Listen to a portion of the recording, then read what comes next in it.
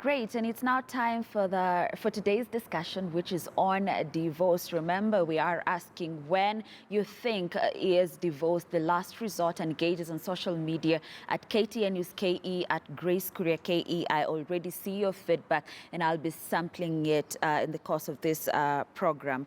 So my guests are already with me. Karibuni sana. Thank you so much for joining me. Lillian Machio, a family lawyer, Dr. Julius Kimani, pastor, marriage counselor, and Dr. Jane Kimani, a marriage counselor too. Always a pleasure having you. Karibuni sana. Thank you.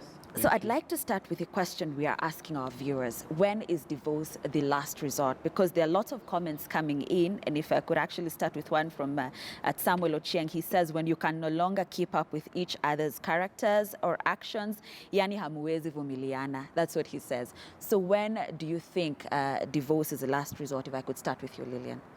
It comes about when your marriage has irretrievably broken down. You find you're going round in circles. The things you've been talking about keeps on coming about every day.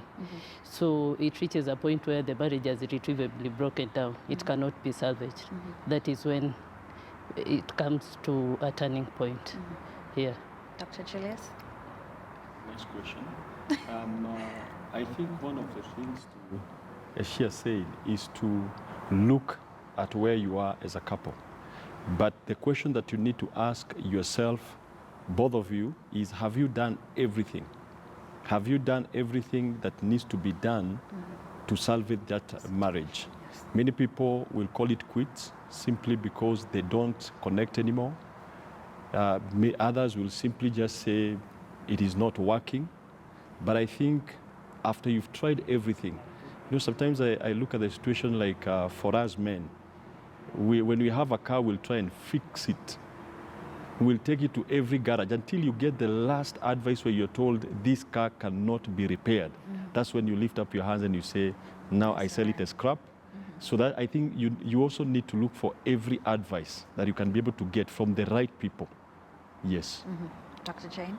Yeah, for me, I'll say, as they have both said, is very right. But there's something I want to add. It gets to the last point when you feel you cannot take it anymore. But there has to be indicators. Either this person has become very abusive, especially physically, beats you, or even beat. You know, nowadays it's both ways. Yeah, some men are divorcing because they are beaten by their wives both ways. And you look at it and you say, no, no, no, I won't wait for this person to change. In my waiting for this person to change, I may be the next person in the statistics. Or this person is exposing you to too much emotional pain. How is this person, he or she, exposing you? Perhaps there is infidelity in that marriage. And beyond infidelity, there is no forgiveness. There is no ability to forgive. Or you're forgiven once, forgiven twice, and it has become habitual. And you feel, no, I cannot go with this beyond this point. But by the time it gets to that, you should have sought for every help.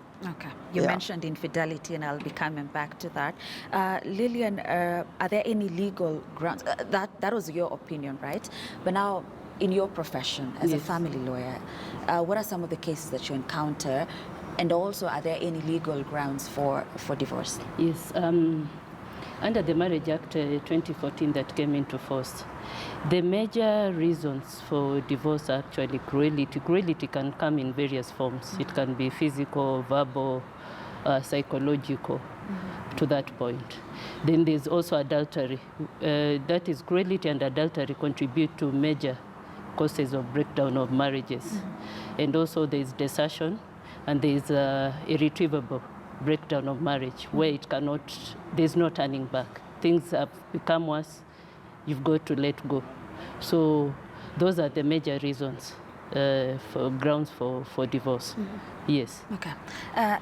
Dr. Jane and Dr. Julius, you're marriage counselors and you're both pastors. Yes. So this could be pretty hard for you because on one end, the Bible says God hates divorce, right? But there is also that provision for infidelity. Yeah, and in fact, one of our viewers here, Stephen Thomas, says God hates divorce. If you know you have that as an option, then don't carry a Bible to take an oath of for better for us till death do us part. Basically the same thing I'm saying. But now, here comes, you know, a couple and they want a divorce and they've come to you as marriage counselors, what do you tell them? Yeah, for me, I'll say this. There are extremes and extents. Where I sit with a couple once, twice, thrice, and you see one party is not willing to change. And you know one thing? You'll not kill yourself in a situation. Because when you said for better, for worse, you did not say for death or for life that you kill me. No. Till death do us part is by the Lord, not by my husband or by my wife. And there are times we've had to tell couples to separate for a season. We advocate for separation in the extreme cases. And we tell them in this separation, search your heart. See if there is energy remaining in you to still work it out. And there's some cases that you found, if these people go back together, it is going to be bad. It is going to be very bad. So when you, in the course of the separation, you talk to them on their own separately, perhaps the gentleman or the lady has been unfaithful and does not want to stop being unfaithful. So according to the same Bible, it gives you a leeway for separation, actually even for divorce. But you tell them to do the best that you can. And first of all, start with a separation. Dr. Julius. Yeah, you know the reality of life is that human beings have got their own will. And by the time they come and sit with you, you give them the best option that you think they can be able to follow and be able to work that marriage out. But there are people whose minds will not change. Somebody comes on the table with his mind that I'm divorcing. In fact, some of them will come and tell you, we have come to separate ways. And of course, at that particular time, you will not advocate for divorce, but you would advocate for them to go through personal counseling. Because you find most of the reasons why you find people divorcing, it is personal. There is something maybe they cannot handle in that relationship anymore. And if they have made up their mind that they will not look for a solution, no matter how much you try, there are people who divorce on very petty grounds, and others are very serious grounds. But as you say, biblically is infidelity. And at the same time, there is a verse that says in the Bible, if a man does not provide for his own, that means it is what we call desertion. Somebody has actually deserted his family 100%. He's not providing financial support. He's not providing emotional support. He's not providing security of being around that place. You cannot call that person a man of the family. I think it would be a big lie to keep on saying that stay with that human being. But at the end of the day, it is those two who will have to decide. But we say it would rather be two people who are separated than two people who will end up killing one another if they stay in that marriage. Okay. I want us to talk about perhaps some of the cases that all three of you have encountered. Of course, you won't be mentioning, the names of the people, but there's always been this incidences of, especially women, persevering for the sake of the children, Yeah. I would want to leave this man, but I need my children to grow up, in what we call a normal family, a father, a mother. Have you encountered such, with perhaps your clients and the people that you encountered, Lillian? Yes, and at times in such scenarios, I advise, at times you sacrifice so much for your children, but in the long run, you're hurting those children. Because number one, it's your responsibility, it's your duty to protect those children against that violent environment. So in as much as you want to save your family, you are not saving your family actually. You are actually continuing to destroy it. You'd rather separate so that volatile atmosphere is dispensed with, at least for some time, so that when it's come, at least you are able to resolve these issues. So I think the more you sacrifice yourself, the more you are actually destroying your marriage. It's not worth it. At least it's good, at least to seek counseling or to go for counseling or seek intervention. Yeah. Yes. Sure. Well, let me create a scenario. If you are living in a country probably which is war-torn, I think it would be very illogical for you to say, I want to stay with my kids in this place where they are likely to be shot or killed. There are times you may say, I'm bailing out, I'm going maybe to become a refuge somewhere else, And when things cool down, then you can look for reconciliation and you can look for ways to mend this thing. So I say there are so many children, and unfortunately we don't even have counseling for children who has gone through divorce. We only find counseling for grown-ups, but many times children are left in uncharted waters. They don't know what to do. But I think it is so important to consider the emotions of those children, because it is much more better for them to be away from a place than see, if it is a woman, being beaten senseless. If it is, maybe it is the man, because nowadays you find men who are also physically abused and even verbally abused.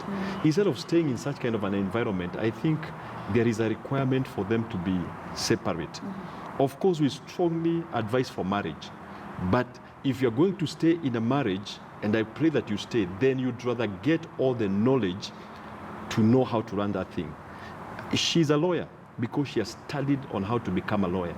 But unfortunately, most of us, we don't sit down and study our spouses, their emotions, and what they desire, and begin to give it to them.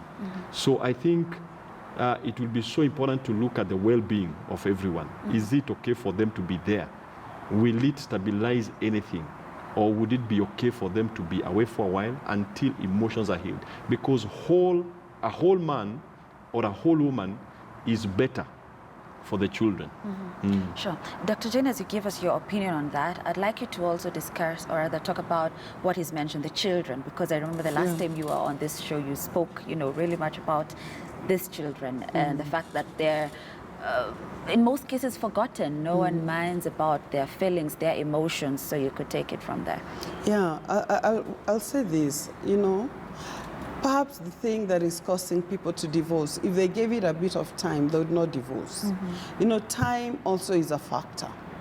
Time is also a factor, because at times it has become a trend that this guy, we just don't agree, he did not provide, he did not do this, and we had to divorce court. Because ultimately that was not God's perfect will. Actually, the Bible tells me did that because of the stiffness of their necks. So if people can soften their necks, just a matter of time. Giving a classical example is Pastor and I. We are a classical example. I keep telling people that when we got married, my favorite show was Divorce Court. And I used to think, I wish we could just move from this country. Wait, why? Because I wanted to divorce him. When you just got married? 2 years into it. Why? That's where I'm coming to. I would look at that show and think, if only I would translate to this country, pop, I would look for this judge and tell the judge. And I was looking for reasons why to divorce. Personally, I would use my own English and say, we are mutually exclusive. Hatupatani. You get what I'm saying? But the issue was not that. There was no infidelity, there was no violence, but there were unmet expectations. My expectations were not met. And many times people build up a story and a narrative around unmet expectations. And if only you took time, the whole narrative would change. Actually, thank God we didn't have the money to travel and go to that court, because we are still married. And after that, we discovered the issues that were a big pain were actually a gain, because today we use them to help other couples and marriages to remain. So what am I saying? Let's not build a narrative around a small story because your neighbor divorced and she looks more independent. And for ladies, at times it looks trendy. Oh, now they're divorced, status have changed. Let us not move with the trend. By the time you get to that option, we look for a session of counseling. One, change the whole narration. That was 17 years ago. And from that time, our marriage is very good. So it takes you to change. Also look at the children in that marriage. We are told, as we studied, we discovered, children go through a mourning period. When the parents separate, they go through a guilt period and a mourning period. Number one, guilt comes because I feel like I'm the reason why mommy and daddy are not staying together. Perhaps because daddy reprimanded the child, or mommy, that child keeps feeling, if I'd behaved better, perhaps they would still be together. There's a photo we saw of a girl whose parents are divorced. And they took a photo, the three of them, they'd already divorced. And you could see the small girl trying to pull the two together in that photo. Trying to pull the two. And now as a mature lady, we asked her, why were you doing this? She said, I constantly kept feeling like I tore them apart. I wish I could have pulled them together. These children go through emotions that you don't even care for. These children go through pain. Psychologically, they knew this is daddy. Now daddy has to pick them once and drop them. Or mommy has to pick them and drop them, and there's another person introduced in the family. There are cases where that has to be.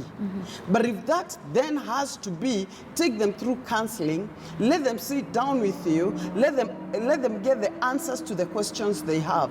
Otherwise, they'll get answers in the wrong places. They'll get solace from the wrong people, and it will be very hard for you to retrieve them when the future comes.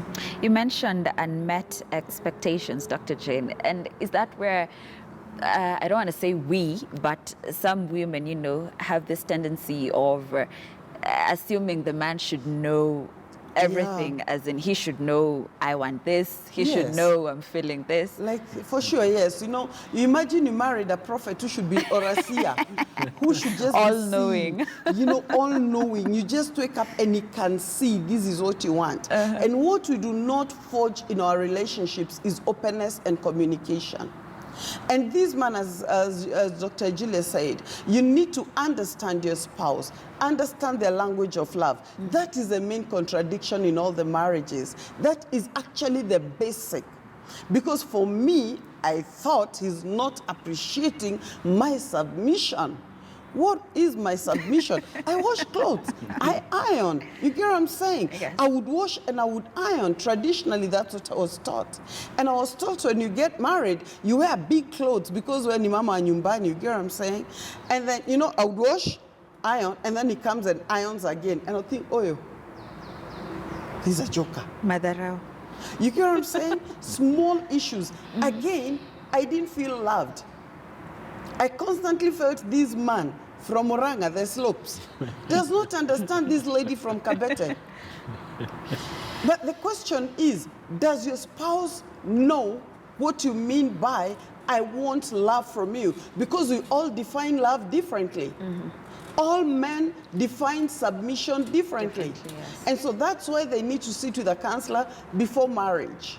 And I encourage people, before you get married, can we hook up and have a session? Actually, you have 5 sessions that gets you to understand each other so well that the small issues that may bring contradictions are sorted. We want a man to feel us. We are emotional, but we also need to understand they don't connect with emotions quickly.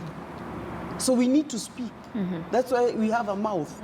You get what I'm saying? And some of those assumptions have led to divorce, have led to separation, have led to worse things.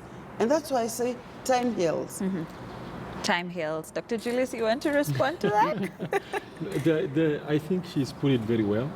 But I would say, at the same time, I think ignorance is what is destroying many marriages.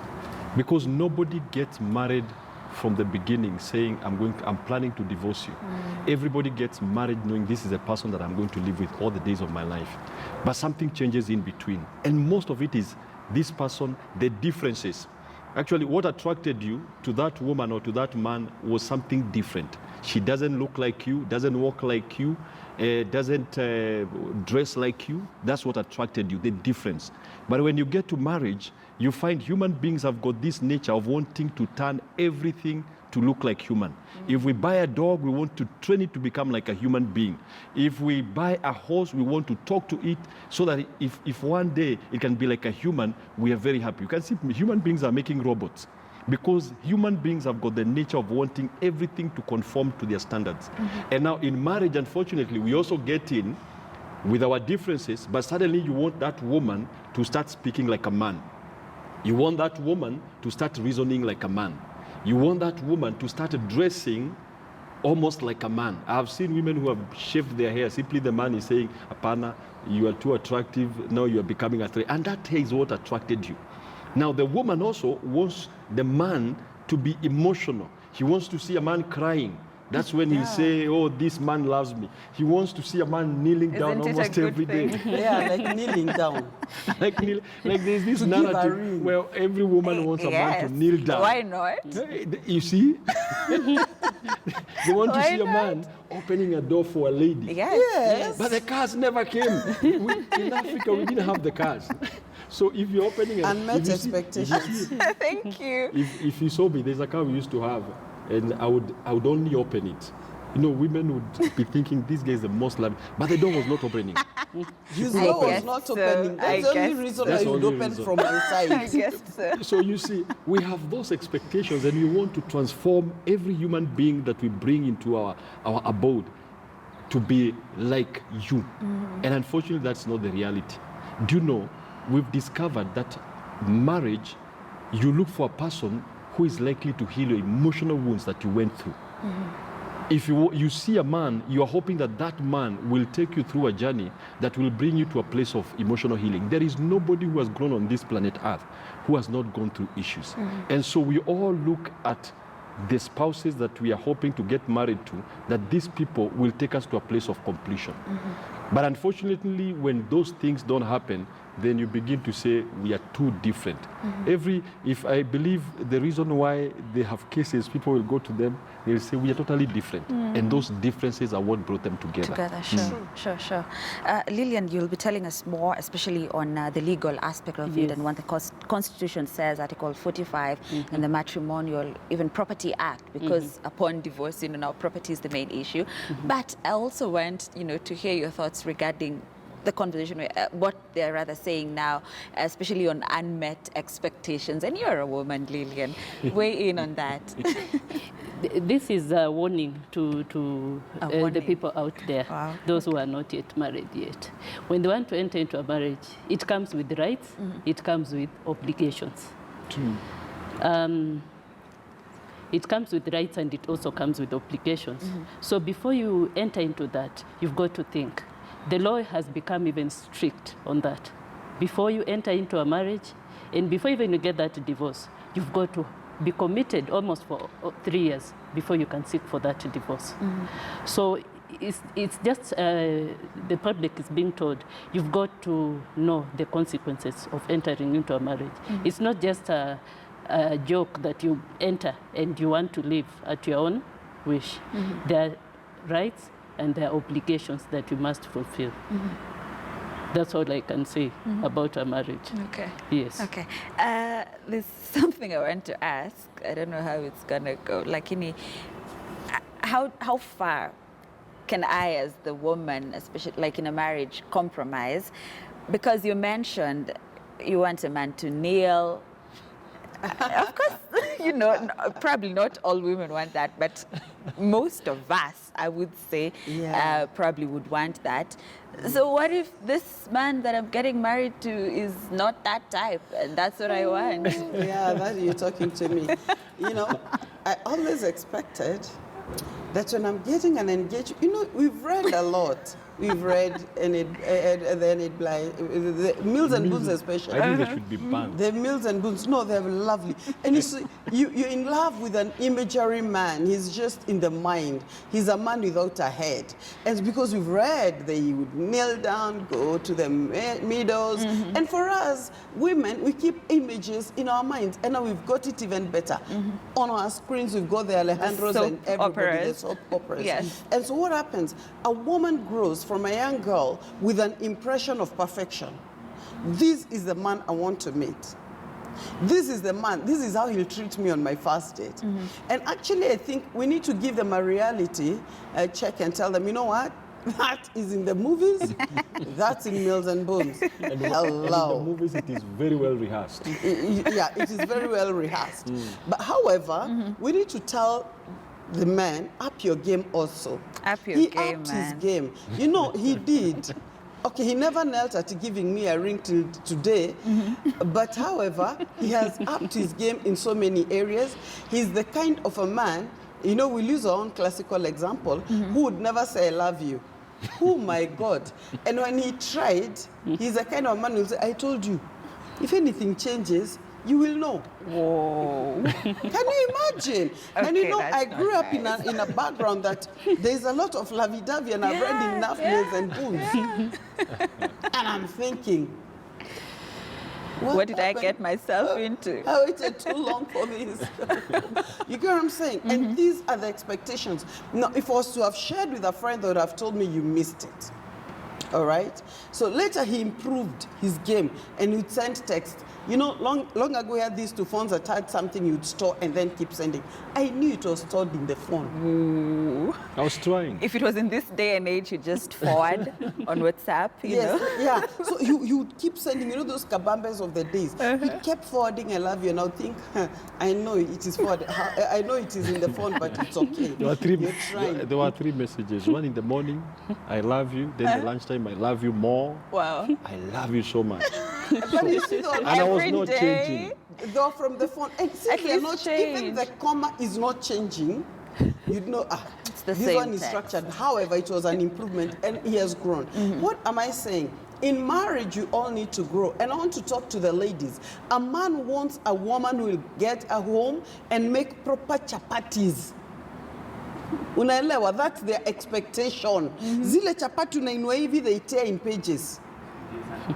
Not ile inakaa kama keki. The one that tears in pages. Because that has been his desire. That when he gets home, there'll be spices smelling in the food. He has eaten in the kiosks for too long. Now he wants a change. He wants a lady who can make that ugali. But are we also prepared? Because we've got very high expectations. But are we also prepared to meet their expectations? And you tell a lady, can you cook? And then, wow, I can do spaghetti. These men don't eat spaghetti. And my Hello. nails. And my nails, you know, and my makeup. No, they want a real person in that house, not a drama queen anymore. And that's why we also fail them. So we need also to invest in ourselves. By the time you're placing a demand, you need to have invested and also perfected. That yes, I know what he loves eating, I can cook it. Basics, I can keep the house clean, I can do ABCD, and I'm a good listener. I Okay. think we need to start there. Okay, we need to take a break, but Dr. Julius, you must respond to that, but after the break, though. So let's take that break. Keep your feedback coming. I see it. Remember, we are asking when you think divorce is the last resort at Grace Career KE, at KTN News KE. I'll be sampling your feedback, questions, comments at the end of the program. Do stay with us. We are back after this short commercial break.